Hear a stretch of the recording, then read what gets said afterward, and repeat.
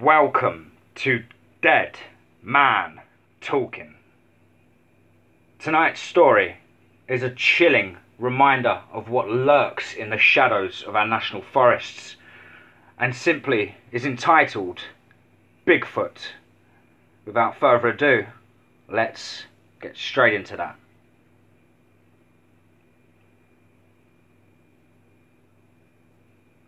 We stared on the Flagstaff forest floor, dirt littered with twigs and stones. The night in December showed our breath. The corpse of a young boy, 10 years old probably, lay sprawled out. His eyes were still open, his frantic, fearful eyes. His hair was smeared with grease and blood.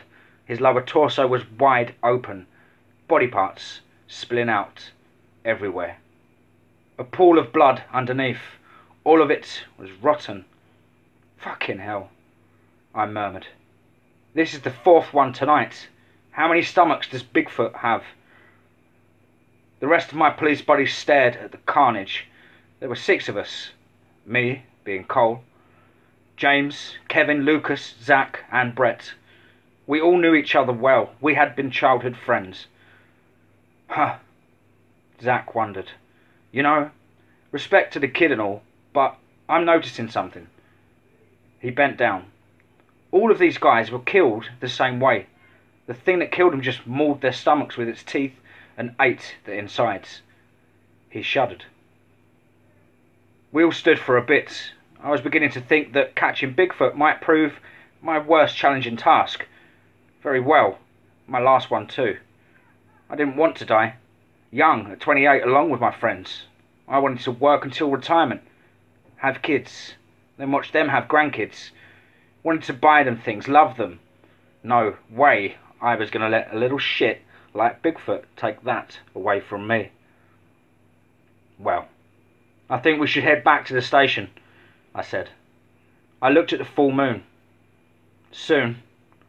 Yeah, these kind of things tend to happen on a full moon. Cliché of Bigfoot, to be honest. Kevin chuckled grimly.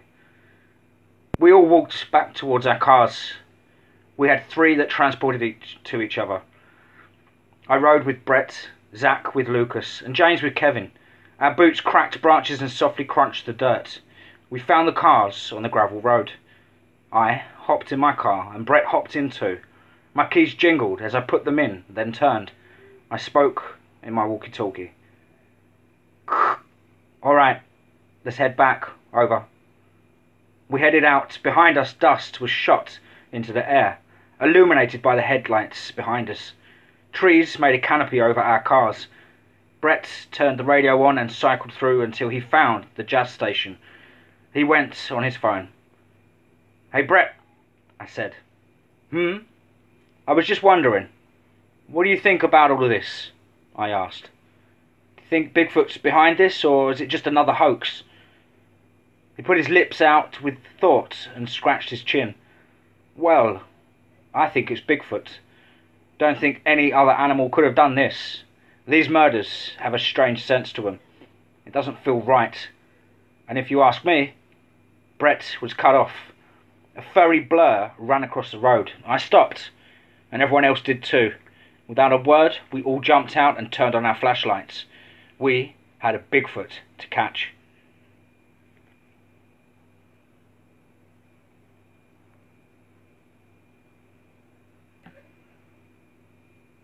I told Zach and Kevin to stay back. Me, Brett, Lucas and James went after Bigfoot. We leaped over logs and breathed hard as we ran. Then we stopped and looked around us. Surrounded by trees, breathing very loudly in a sound forest, and making tons of noise by walking over twigs, we continued. 4 flashlights searched. We couldn't hear anything but ourselves. It unnerved me. This is the fucking end, I thought anxiously. "You die here." After we weren't panting anymore, we sat silent. Then we heard something, heavy but far off footsteps coming from the left to us. Everyone gave each other worried glances. I turned left. They were getting closer. Nobody moved an inch. I was trying to signal that we should go, run away, but they didn't see me or just needed to confirm it themselves. I saw my friends draw their guns, and I did too. Facing left now, we stood poised with our guns, when the footsteps seemed to only be a couple of feet away, and then they stopped. But there was another problem.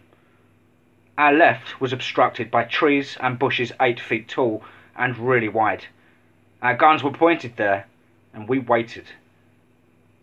Nothing happened. Total silence stood in the air. It was intense. Sweat trickled down my neck, but I made no sound. Then the shrubbery parted. A big, black, furry hand with grey paws, pointed fingers emerged. It parted the plants to the right, and then another came, and did so with the left, out of nowhere, and extremely slowly. A wide, tall head emerged and powered over us. We could see its eyes. They were just pale, yellow dots. It watched us intently. A deep, ear-wrenching sound filled the forest. We all shot at its head, but it still stepped through the plants. Now we could see it had been really tall. 9 foot, huge body. Its mouth was easily 5 inches wide and 7 inches tall. Pale grey lips circled its row of shark-like teeth, stretching all the way around. Its long, thick, black tongue stained out. Bigfoot reached down. We all ran, but he managed to get Brett. I stopped for a second. "Brett, fuck no!" he screamed as he was thrust to the floor. As I sprinted, the last thing I saw was Bigfoot tearing down into Brett's lower torso. We got to the cars, and I told everyone we had lost Brett. Zach and Kevin's eyes grew wide. I couldn't take any more. I kneeled down and broke into choking sobs. I pounded my fist against the police cruiser. "Bigfoot! Bigfoot will pay," I said through my teeth with tears streaming down my eyes. I got into the car and put my head into my hands. Back at the station, we talked with all the others, discussed the best way to get him, the best way to defeat him. I knew guns wouldn't help anything. They didn't do shit towards Bigfoot. We were out of ideas. I drove home. The full moon was still in the air, taunted me. I clenched my jaw. I pulled up in the driveway, and I put my head sleepily on the steering wheel, yearning to fall asleep into a quiet slumber. I jolted when the car honked and then got out. The door clicked. Safe at home.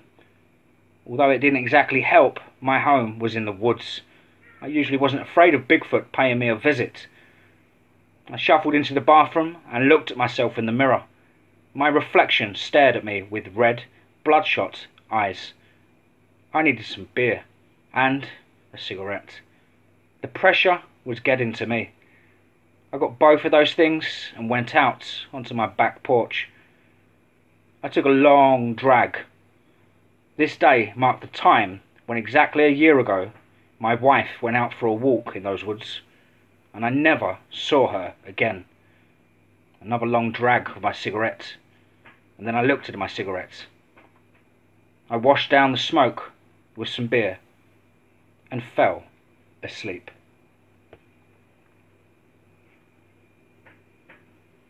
Wow, hope you guys are enjoying this story. That's part 1 and 2 there, folks. Been waiting on part 3 for about a week now. So as soon as part 3 comes out, I'll obviously update you guys. Please do let me know what you think down below in the comments. Of course, please do like and share. And remember, folks, keep your eyes on the road and away from the shadows in the forest, because who knows what lurks in those shadows and those trees. And as always, remember, be safe, not sorry.